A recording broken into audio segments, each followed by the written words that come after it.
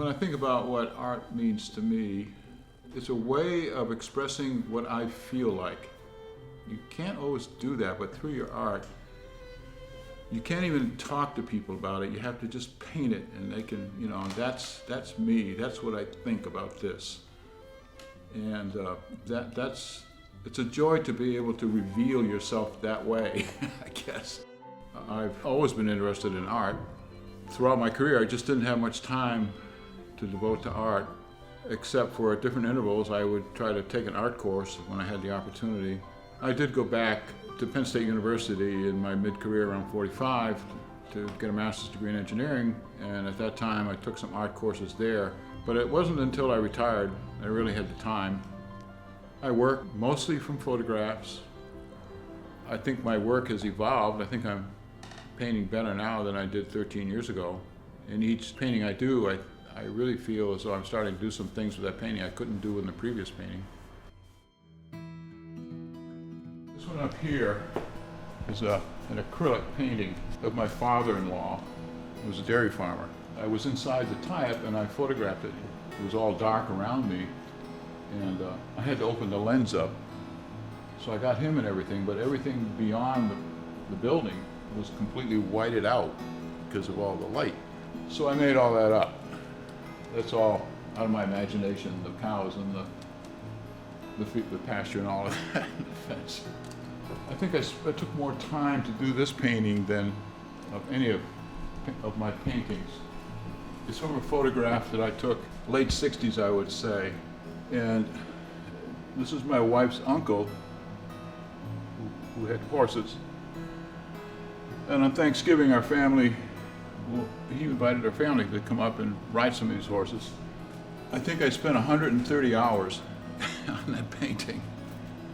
I spent a lot of time trying to get the details. It was especially difficult to get this jacket here with the faded flowers. I was fascinated by the blue color in Uncle Jess's hat.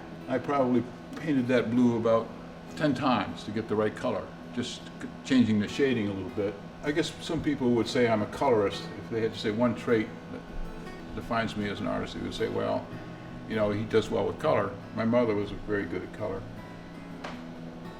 Different artists have different strengths that way. And getting the right red for this jacket here, takes trial and error. This is my friend. We're fishing up in northern Maine, and I photographed him fly fishing. So I used the photograph to get him, and maybe the way his fly curled out here, but the background is mostly made up out of my imagination, and I borrowed actually all of the water from another photograph of him fishing in another pond around Waterville. So I would take, because I liked the way, because in that pond we did have trout swirling and we had a nice shadow, and so I'm trying to play the shadows against the white here and the interesting shapes. Just in the shadows alone, I try to create interest. Up here is a home in Bangor. When my wife and I first retired in 2003, we house sat for my daughter in Bangor. She bought a new house. And I would take walks, and I went out one winter walk, had my camera, and I took this picture right after a snowfall. I remember I took it into one of my adult ed classes, and I was making these lines. I was using a ruler or something, and they were making fun of me because I'm an engineer, and there he is, the engineer. But I thought it was really important to get these clapboard lines, even though it was painstaking.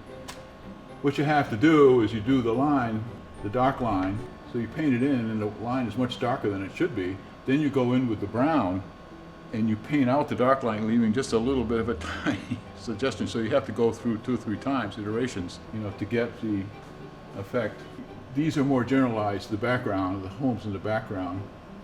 And in art, one of the principles of good art is contrast, so I'm contrasting detail with less detail. Here's a print I made.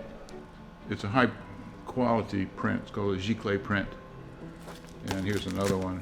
It's a recent painting, place on the Abacadasset Road. This is titled Ducks in the Abbey, Scenes Around Bowdoinham. So it's a series of cards. These are the strawberry fields down on Browns Point Road.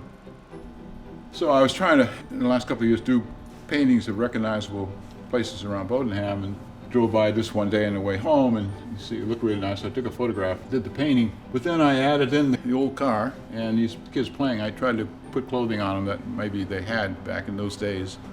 There's nothing like putting people in a landscape. It increases the difficulty a lot, but it increases the interest a lot. A couple of years ago, I transitioned from acrylics to oil paints. Oil paints, you can get richer colors with, and I like them for that reason. This is the Abbey. This is where the Abbey River comes in to the bay. I drove by and I saw the ducks, and they're only in there for a couple of weeks. So I went home and got my camera and came back. And by that time, I think the ducks were gone. And then I had to make a choice. Do I want to have ducks in it or not? And in this case, I decided that, the ducks would make it a better painting. So I just I went on the internet and I got a lot of pictures of ducks and different ways they fly and so on. And then I kind of used that to go on and put them in. When I was painting this, I went back to the scene and I walked around out there to look at these bushes in detail. And I said, aha, these are red, these are briars. That red helps the green and vice versa. They both work together.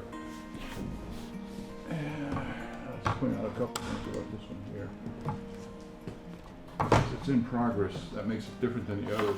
This is the same area as the one we were just talking about. This again is the Abbey.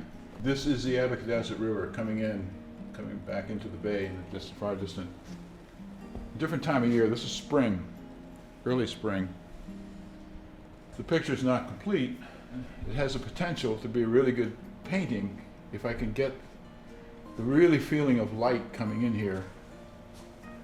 Light is that's the whole game for artists almost, in most cases, the lighting, the light. How the light plays, sunlight plays, or any light plays on a subject. So that's what I'm working on. And what I'm going to do is I'm going to paint this area in here a little bit. It's already painted, but the way I paint, I paint in layers. When you paint something a certain color, then it has to kind of also harmonize with the other colors. I have 5 yellows here, so I'm trying to, pick the ones I think I'm going to need. I'm a better artist today than I was 2 years ago, I think. And so, like so many things in life, sometimes, time. Just keep at it. Keep building and building. Like a building, you start and you keep building and building, and pretty soon you have this, something you never dreamed you could do. I think what I'm striving for, and I think I achieve it with some of these paintings anyway, is an emotional response in people. They connect with the painting in some way, and it gives them a positive feeling. I'm trying to paint ultimately, beauty. The higher the level of beauty, the more I think I've accomplished what I want to accomplish, a successful painting.